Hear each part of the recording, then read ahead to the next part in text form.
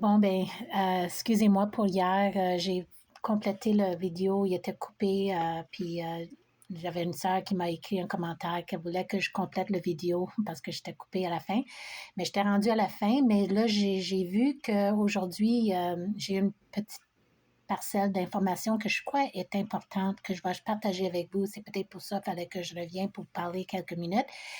C'est que on sait qu'il y a une élection très importante qui s'en vient aux États-Unis dans quelques semaines.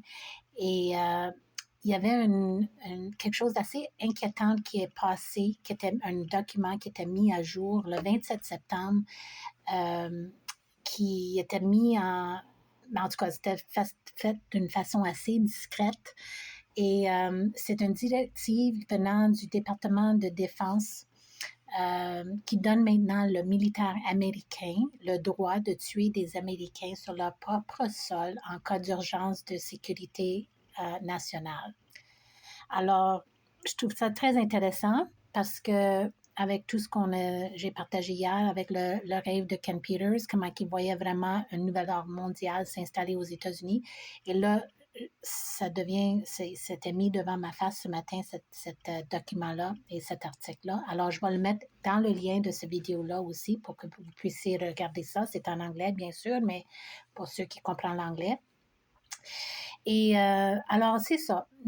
En conclusion, qu'est-ce qu'on voit vraiment se passer dans le monde aujourd'hui? C'est les guerres en Israël. Il y en a 4 guerres présentement qui sont en train de sauter dans nos faces, mais le plus important de tout, c'est vraiment celui-là concernant Israël, qui est présentement entouré de tous les côtés. Et Iran est maintenant rejoint avec ses alliés, avec ses ennemis d'Israël maintenant pour attaquer Israël aussi. Alors, nous voyons vraiment une ancienne prophétie de la Bible se réaliser devant nos yeux. Et nous sommes dans les derniers instants, vraiment avant la tribulation et le jugement de Dieu qui va venir sur cette terre. Et peut-être que c'est pas clair pour ceux qui connaissent pas vraiment pourquoi toutes ces guerres-là, c'est vraiment spirituel, parce que Jésus est venu de la lignée d'Abraham, qui était le père des nations juives. Et on savait que Jésus venait de cette descendance-là. C'est pour ça qu'il y a toujours eu une guerre spirituelle, parce que Satan ne voulait pas que Jésus soit né la première fois. Et là, maintenant, Jésus va revenir une deuxième fois sur la terre. Ça va être après les tribulations. Alors, c'est sûr qu'il veut anéantir Israël, parce que dans la Bible, ça dit que Jésus revient sur le mont des Oliviers. Il va revenir à Jérusalem. Alors, c'est sûr que Satan veut éliminer le peuple juif à cause de ça. Il veut reprendre le territoire d'Israël par les Palestiniens. Alors, tout ça, qu'est-ce qui se passe? C'est spirituel. C'est pas une affaire de politique et tout ça. Oui, ça a l'air comme ça, mais c'est vraiment, premièrement, spirituel. Parce que Jésus va revenir mettre ses pieds sur cette terre une fois que l'Église est enlevée. Ça va être 7 ans plus tard. Et pendant ces 7 ans-là, la colère de Dieu va être déversée sur le monde. Alors, je n'ai pas vraiment... c'est ça aussi que je voulais juste dire, c'est que comme tous les grands empires de l'histoire, l'Amérique va bientôt tomber et être remplacée par cet empire encore plus grand, comme Ken Peters voyait dans son rêve. C'est le nouvel ordre mondial dirigé par un homme incarné par Satan, que la Bible appelle cet homme-là l'Antichrist.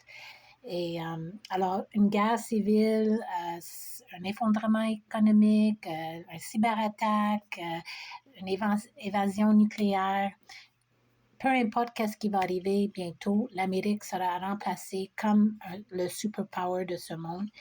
Et il ne reste pas beaucoup de temps.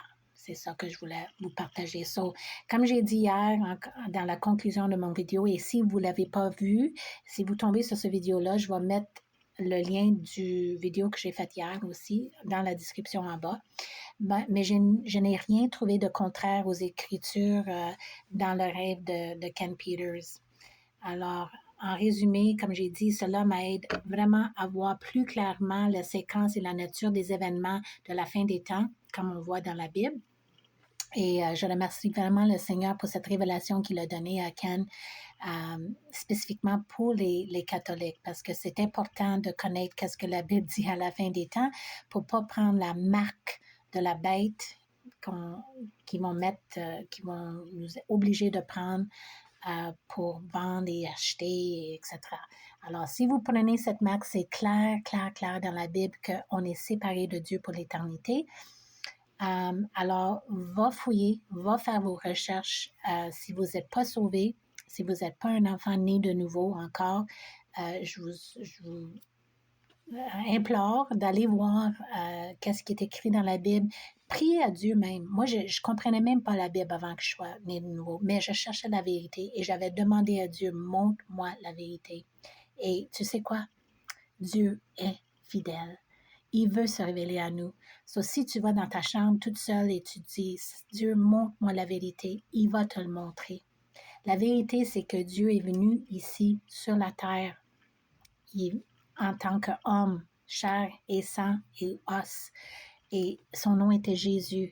Et il était parfait parce que nous, on ne l'était pas parfait. Adam et Ève ont tout gâché pour nous. Le péché est rentré dans le monde et c'est pour ça que ça va mal dans le monde. Puis ça va aller de pire en pire jusqu'à temps que Jésus, le prince de paix, revient et met ses pieds sur cette terre. Il va revenir régner pendant 1000 ans de temps ici sur cette terre après le jugement de Dieu et déversé sur la terre. Alors, c'est le temps maintenant, si vous ne voulez pas passer à travers les tribulations, c'est le temps maintenant de tourner vers Jésus, de reconnaître qu'il est mort sur la croix. Il a versé son sang pour vous, pour toi aujourd'hui qui m'écoute, si vous n'êtes pas encore sauvé. C'est de juste reconnaître qu'on est des pécheurs et que Jésus a accompli tout pour nous à la croix. Il est mort, il est ressuscité le 3e jour, il a vaincu la mort. Et toi aussi, tu peux avoir la vie éternelle à cause de ce que Jésus a fait pour toi, à ta place. Il est mort pour toi. On n'a pas besoin de vivre la mort. On a juste besoin de tourner notre vie, donner notre vie à lui, tourner vers lui et se reconnaître qu'on était des pécheurs puis on a besoin d'un sauveur. Alors, il y a 2 versets que j'avais à cœur. C'était en Jean 14,6. Jésus dit que je suis le chemin, la vérité et la vie et nul ne vient au Père que par lui, Jésus. Alors, c'est pas par Bouddha ou Allah ou whatever. Non, c'est seulement Jésus qui va nous amener au Père céleste. Et le 2e verset que j'aime beaucoup pour les catholiques en particulier, c'est Éphésiens 2, 8 et 9. Car c'est par la grâce que vous êtes sauvés par la moyen de la foi. La foi, c'est mettre notre confiance complète, totale en Jésus et qu'est-ce qu'il a fait pour nous autres. Et cela ne vient pas de vous, le salut, être sauvé, ça ne vient pas de nous autres. C'est un don qui vient de Dieu. Ce n'est point par les œuvres. OK? On n'est pas sauvé par nos œuvres. On est sauvé par notre confiance qu'on a mis en Jésus. So, il fait ça pour qu'enfin que personne ne peut se glorifier qu'ils étaient une bonne personne. Alors, en gros, on ne peut pas gagner notre ciel. Ça, c'est un des plus grands mensonges de l'Église catholique. Alors, il faut vraiment juste donner... Oui, quand on est sauvé, on fait des bons œuvres. Ça, c'est sûr et certain. Une fois qu'on a le Saint-Esprit qui nous habite, que l'Esprit de Jésus vient en nous parce qu'on l'a accepté comme notre sauveur, là, on veut faire des bonnes œuvres. OK? Pas pour être sauvé, mais parce qu'on est sauvé. Et ça, c'est très important. Alors, oui, on reconnaît les personnes sauvées par leurs fruits. On voit que moi, je ne suis pas une bonne personne, mais parce que Jésus m'habite aujourd'hui, j'ai les fruits de l'Esprit de Jésus qui vient en moi. Et je veux servir le Seigneur. Je veux faire du bien autour de moi. Il m'a donné son cœur. Il m'a enlevé mon cœur de pierre, puis il m'a donné un cœur de chair, un cœur qui ressemble à lui. Et c'est sûr que c'est un processus. On grandit avec le Seigneur à tous les jours, mais c'est sûr qu'il y a définitivement un changement dans la vie de quelqu'un qui reçoit Christ comme sauveur et est né de nouveau par l'Esprit de Jésus qui vit en eux.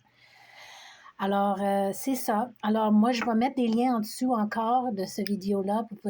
Vous pouvez aller les voir, puis incluant mon courriel si vous voulez venir en contact avec moi, ça me ferait plaisir. Alors, comme ça, je vous souhaite une excellente journée et sois béni et va dans votre chambre si vous n'êtes pas encore sauvé, va parler à Jésus, va avoir ce cœur à cœur avec lui et il est fidèle, il va venir te rencontrer. Alors, bonne journée, soyez bénis.